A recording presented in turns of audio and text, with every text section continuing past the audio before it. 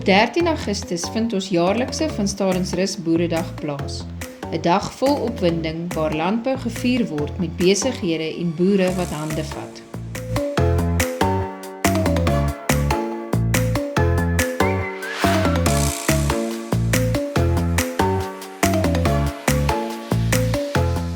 Daar gaan 'n verskeidenheid landbouuitstallers wees.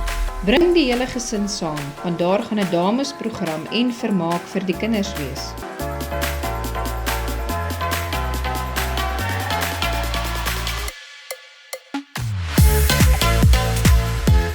Praktiese demonstrasies met trekkers, implemente, drones en grondverskuiwingsmasjinerie.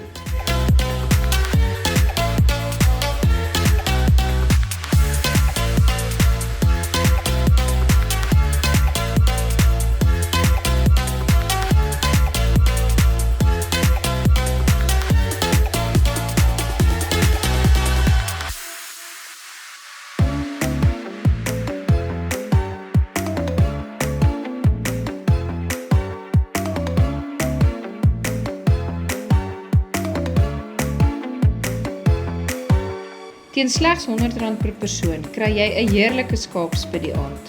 Verskeie kosvalletjies en boskontantkoek sorg vir 'n onvergeetlike ervaring. Die jaar vind ons eerste MBM Mook Bosmoed plaas waar die omgewing se boere gaan meeding in die bokskryt, die begin van 'n groot ding op die platteland.